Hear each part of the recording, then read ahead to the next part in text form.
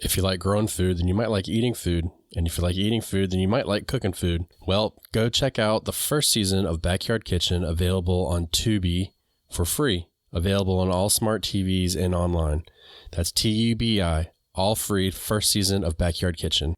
I do believe that today's question may be a difficult one, but we're going to power through it, and we're going to learn something today, because I know I sure did, right here on the Backyard Gardens podcast, compost or microbes. To have a good harvest, one must plant good seeds and must also use the right kind of fertilizer. The carrots have grown large and firm. How good they will taste. Welcome to the Backyard Gardens podcast, where we talk about all things gardening. We are your hosts, Ben in Batavia, and you can find me gardening in the country. And you'll find me gardening in the city. Get ready as we dig deep into this wonderful world of gardening, where we learn to grow and grow for change. All right, so this one is difficult for me. I don't know. We'll see. You? I'm good. You're got good. The last bit of that piece of, I got the last piece of that candy down. That was my only challenge for the episode. Yeah, so it's summer or close to it at this point, and Batavia she's eating candy canes, dude. I love the game. Yeah, man. She's all about Christmas. They're so stale as well, but they're the rainbow kind, and these are it's like a real piece of candy, really sweet. Right. And I can't throw it away because, I bought it. So. It's delicious. So everybody, check it out. Patreon, link below if you'd like to support the show and get 2 extra episodes a month.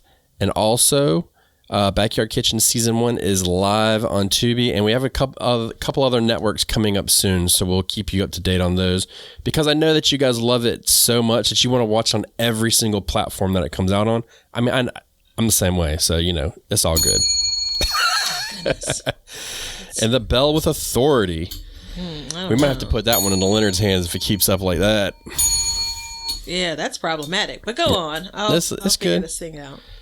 So this one came, this is a listener question that came off of email. So it came through backyardgardenstv.com. And if you'd like, there's 2 ways. You can do backyardgardenstv.com or become a patron and send the questions in, and we'll use them, because these are actually very helpful. And this one, as difficult as it is, I think it is going to be very helpful. So without further ado, my man Brad T says, get ready, this is a long question. Do y'all use any microbe products, or do you just rely on compost? So... Is there more? No, that was it. Okay. Right. I was joking when I said it was really long. Yeah. I like it. It's straight to the point. That's what I'm talking about. I figured that out, yeah. So I have to admit, when I read it, I was like, what's he talking about, microbes? Right? Mm-hmm. Did you know? Is he talking about adding rock salt, and it's not really rock salt and stuff like that? No. So I did a Googling, and I came up with a company of some sort, but they had a pretty good breakdown. I'm not going to give them a shout out because I don't know anything about them, but I'm just going to read you a little bit about what they say. And so obviously that we don't use microbes. I mean, it's spoiler. It's obvious right now. I'm sitting back and I'm waiting on you to read this so I can say, yeah, I do that. Yeah, well, there could be that too. So it goes, how much fertilizer actually goes to the plant? And then they say, did you know that only 40 to 60% of fertilizer we apply actually goes to the plant? The remaining is lost to runoff into our waterways. Interesting. So right off the bat, I'm like, okay, that could be some mumbo jumbo, buy our product type stuff. I'm cool with it. I would have to verify that research. So I think in general, the concept, you do lose something because of those, runoff but yeah, I'm never signing on to 40%. Go on. Yeah. So, but then that still leaves me with the question is, what is a soil microbe? So they say, what are the different microbes? There are 5 different types of soil microbes. Bacteria, acetinomyces, fungi, protozoa, and nematodes. Yeah, I struggled hard through that one. So y'all got my back though. And each of these have different types, and there are different jobs to boost soil health in plants. So is this something that's packaged and sold, Yeah. Or it looked like it was. I saw some on Amazon and stuff like that briefly. So the bacteria is a crucial workforce of soils. They are the final stage of breaking down nutrients and releasing them into the root zone for the plant. And so the Food and Agricultural Organization said bacteria may well be the most valuable of life forms in the soil. So I'm imagining that you're adding bacteria in this concoction that they sell. And so the one that I struggled with, that I'm not going to try again because it's kind of embarrassing, they were once classified as fungi and then act similarly in the soil. However, some of this aceta whatever are predators and will harm the plant, while others living in the soil can act as antibiotics for the plant. So it's interesting as we go through and you're starting to see like how these different things affect a plant. And so fungi, it's like bacteria. It also lives in the root zone and makes plants, the nutrients available for plants. So this will be your mycorrhizae. Okay, it's directly referring to mycorrhizae. Yeah, so it's the fungi that facilitate water and nutrient uptake in the roots and provide sugars, amino acids, and other nutrients. I'm going to give you my breakdown now that I'm reading this. I'm going to give you my breakdown. Protozoa are larger microbes that love to consume and be surrounded by bacteria. And in fact, nutrients that are eaten by bacteria are released when protozoa in turn eat the bacteria. And then nematodes are microscopic worms that live around and outside the plant. Some are predators and others are beneficial while eating pathogenic nematodes and secreting nutrients to the plant. So there you go. That's your 5 different types of it. 3 mouthfuls or 5. Okay. It is. It's very technical, but as I'm reading through it, I think that we use soil microbes without buying the product. I vote yes. Yeah. Yeah, I mean, I think... Go on. Well, compost has a lot of this stuff already built into it. You know what I mean? And I know that, like, that's like the whole benefit of, like, rotting the food and breaking it down and doing all this stuff. Even if you buy it in a bag, I think you're still getting the benefit of it. You were going to say something and I so rudely cut you off. Now, there's some internet connectivity issues, so apologies for those that see me nodding and Ben isn't even talking. I'm just kind of like going along. So I actually was thinking about not this question, but how stubborn I may be being, right? So I can't think of the term that I want to give it, but I really want to limit things that I am using to amend my garden, right? And I've talked about this over the years. You and I have talked about the importance of amending our gardens. You know, we're taking things out as we grow every year. At some point, that well is going to run dry, so you have to give back to it. And so I still believe in that general concept. But when it comes to, you know, the steps that we take, I planted today. Again, I'm still going with the couple of handfuls of compost and rocking and rolling, like putting something in the beds. Then I was thinking to myself, 2 things. One, as I look at soil prices, like to purchase soil and how much they've increased, right? The compost that I purchased, and I'm not going to go back down that trap, but the compost that I purchased has been steady. The pricing has been steady over the last 5 years. But there could come a time. And so I was saying to myself, I've created this monster, if you will, where my garden is now, you know, I'm adding this compost to it every year, maybe even a couple of times a year, depending on what I'm growing. And what happens if it's really not reasonable for me to purchase this anymore, or if it's not as available? And so when I think about things like microbes, pulling it back around, I mean, I almost have to be proven wrong. You have to prove to me that this is necessary as a separate purchase, as a separate method of amending. And that's why I still do balance. Like, am I just being really, really stubborn? Because there clearly is science to gardening, to growing things, right? Am I trying to ignore that, you know, by saying, nope, I'm just going to put some stuff in soil and let it be, well, you know? There's a whole lot here. I know. There's a whole lot You're here. the one that decided that we're going to try to do this in 20 minutes. I did. And I'm going to say this, like my man I think he uses microbes, and it's cool. Like, I respect it, but I've used nematodes in the past. I actually used nematodes last year to kill subterranean termites. So I've done that. Were those near your tomatoes last year? I don't remember where they were now. Okay. You could go back into an episode and find it. Not you, but somebody could if they really wanted to. It was around this time last year, if that helps. But like the mycorrhizae, so anybody can use that. You don't have to buy that. You can make that for free. And all you have to do is buy, you can put like a stack of newspapers on the ground. You can put cardboard on the ground, a bale of hay. You can just, if you move your mulch to the side and all that white stuff that forms in the beds, that's all mycorrhizae. So you have all that stuff available to you. So there's a number of these things, and I don't know about, protozoas and stuff like that, how much is in my soil. I'm going to assume, since I'm composting and using compost, that we do have all of that stuff active in there. And the one benefit I see that overarches everything, and you kind of, you alluded to it in your statement earlier, was if you are using your soil all the time and the prices of soil is going up, when you're using compost, you're making soil at the same time versus adding a liquid. You know what I mean? Yeah.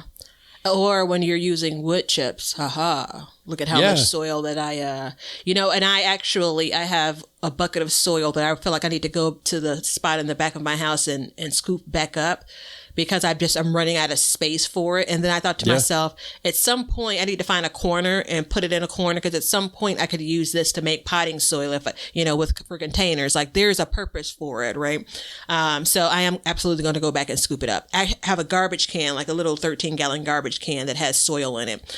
And if I had the strength that day, I would have pulled it around and kind of just laid it out as well, but I'm not going to do that. I said all of that to say, as I think about this question, as I think about what we've talked about for composting, as I think about prices, like with all of that intertwined, as I think about being sustainable, like we really got to find ways to use what we already have. My only caveat when it comes to something like a packaged product, and he may not be, is it Brian? You said? Brad may not be using a packaged product. And if he is, God bless his ministry. Like, it's fine. But I guess what I'm saying is we need to be conscious of the things that we're purchasing and potentially prepared for making other choices, right? So I was, we were talking about in the composting episode for sustainability, I was thinking back to a video that I did very early in the spring when the raccoons attacked, and I was over by the cage baby, and I was like, I think I said it on camera, I'm trying to figure out where the steam is coming from. And it didn't occur to me until like days and days and days later. Everything was piled up in the cage baby, including like bags and bags of leaves. So as I was taking some leaves out, as I was mulching my bed, I looked and I could see the steam coming out of the bag, because the weather's gotten hot and cold. It's wet in there. And I'm just like, aha, there it is. Right. You're making so compost. Back to some of your points on the things that we have in our garden space, right? If applied correctly, and this is the biggest asterisk of them all, I don't want to add anything to my garden that I don't believe will benefit it. And then there's always a question mark of how much do I really need to be adding to benefit it? Because otherwise, am I just sprinkling stuff down?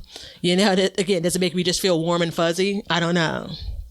Yeah, I think it's one of those things where it's, excuse me, over time, you get all these things, you're mulching, you're composting, you're adding handfuls of compost in, you're putting wood chips in, you're putting organic fertilizers in if you choose to do so. You're leaving roots in the ground and leaves that fall, and all this stuff turns back into what we know and love as dirt and soil. Mm-hmm. So, to just depend on a product is, just to let's say you didn't want to do anything, you didn't ever want to add soil to your garden or nothing, and you just wanted to add fertilizer, it's not going to benefit you in the long run. You know what I mean? Like, it's just a piece of the puzzle.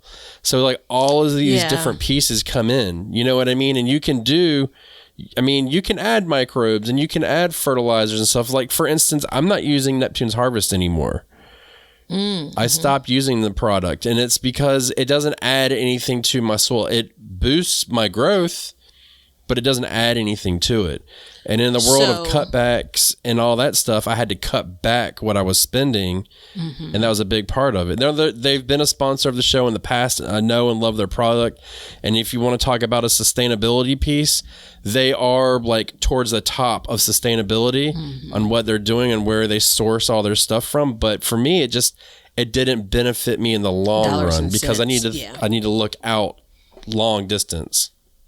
Yeah, so I am still using, because I still have the product on hand, and I don't necessarily have any intention on not. It is the easiest for that product, the easiest way for me to feel like I'm adding some bit of fertilizer without it being so taxing on me. So it kind of speaks to my style of gardening as well. I mean, the reality is it's a liquid fertilizer, and so that's helpful, which I didn't have to mix it, but that's another conversation. I think that the part about over time is significant. And as we think about the steps that we take, what we do in our garden, the question becomes how much of it is just a natural occurrence and how much of it is because we want to put the fast forward button, not the easy button, but the fast forward button, right? We're talking about giving things a boost, right? We're talking about, oh, well, this is missing from, this planting bed and I want to add it to it. Is there a longer path? And I'm just asking the question. As you hear nowadays, I'm not saying it's right, wrong, or indifferent, but it's are we getting in our own way? And in turn, are we now requiring more because we want more sooner? Remember, it was a listener question in 2022, and it was about, I think she had like a 20-foot long bed. It was a really big bed, not the most recent one we did about filling a garden bed, but the question became, she was producing tomatoes for like 8 people in her family, right? And we talked about, well, what you could do, on a longer path, and it would take a number of seasons to produce this soil, or another path which is faster. And we always want to give both options if we can. But if you think about, again, the longer game, how much of what you're doing today is just feeding the need for today. Yeah. And read today as this garden season versus are we taking steps and doing things that will continue to feed our garden and us season over season. Well, I just put that video. There's too much there to continue to chop up here. I just put that reel or short or whatever up about my mulch, how it starts this year, and then the plan is to come back and be like, this is how much is left. Just so you can see, because I was shocked how much you add to it each year. Like, it's amazing. And we live in a world, look, we're running out of time, and I got something I got to say. We live in a world where everything is right now. I can only watch 5 seconds of your video. I got to move on. Oh, you didn't call me. I'm going to text you 5 times. Oh, I got to go out there and get it. Oh, the Amazon delivery is not coming in 2 days. I'm pissed, blah, blah, blah, blah. There's all these different things as go, go, go. And that's why gardening itself is so insane in 2022 because there's nothing happens fast. Absolutely nothing. And if you want it to happen fast, you're setting yourself up for failure because you can get a quick fix, but it's just like any other drug. It's just going to crash hard and you're going to burn and you're going to be like, damn, now I got to go do it all. And you're going to be chasing your tail all the time. So the trick is, this is why we give the good answer, the short-term fix and the long-term fix, because we know that and we're the same. We want the short-term fix. But I know that in the long term, you're going to be a lot happier moving forward, going throughout the years, not having to do that short-term fix all the time or using it less and less to get the results that you want, need, and deserve. Yeah. The only thing I was going to add was, the things that you don't want to happen are the things that oftentimes happen fast, like weeding, you look up and it's like, where do these weeds come from? Like those are the things that happen fast, but the things that we want and we want to plan for doesn't always happen that way. I was just talking about this yesterday, I think day before yesterday. If nothing else, if there's a single thing that gardening does, it is teach you patience. Yeah. And sometimes it has to hit you over the head over and over again. Yeah. So, look, before we close, what do you think about the microbe thing? I mean, we obviously don't purchase it. Mm-hmm. I think we both feel like we use it in a roundabout way. Is that correct? That's correct, yeah. So I'd be interested in what drove Brad to begin to, apply that to his garden. And then what has he found, right? Like, does he feel like there was something missing, if that's what led him there? And, now what? Now what's happening? Because it's really hard to let something go, especially if you can't definitively say this improved it or not. Yeah. So are you now going along with this practice year after year? And the question becomes, is it necessary? I mean, to be quite frank, I don't think it hurts, but I don't know for sure if I needed to, when I put my peppers out, if I needed to put 2 handfuls of compost. Maybe I didn't. No, you do. Because you need to be replenishing your soil. I just stand very firm on that. It's such an easy task, but I get what you're saying. I think, we're right at time, but I think the idea of replenishing your soil, we still don't have a real barometer on over what course of time. Like I said it at the top, where I'm taking out of this soil, I'm taking from it. Is it every season, every 3 years? I don't know. But you're right, it is an easy enough task. Yeah. So do you think microbes are a good thing?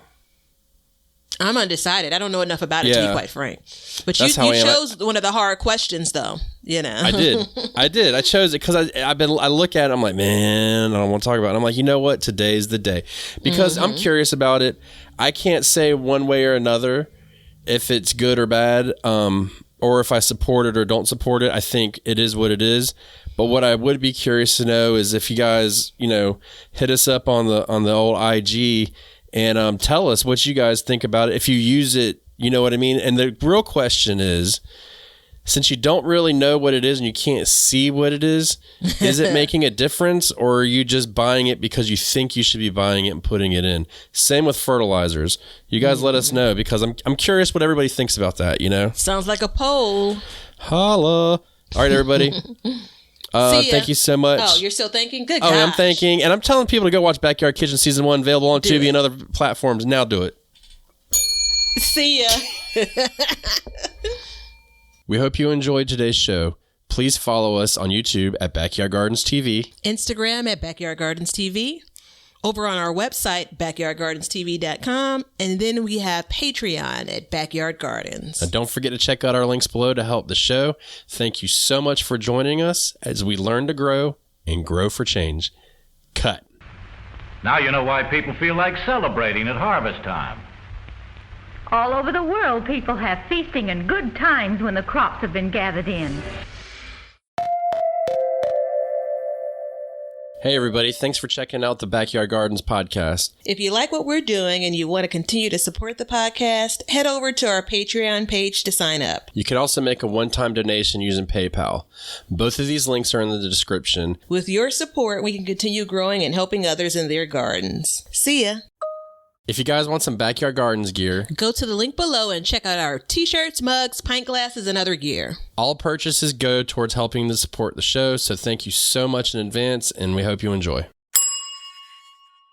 We want everybody to have a garden, and we're going to give you a chance to win free seeds every month. Head over to backyardgardenstv.com and enter your email address to be entered in all of our giveaways. Good luck.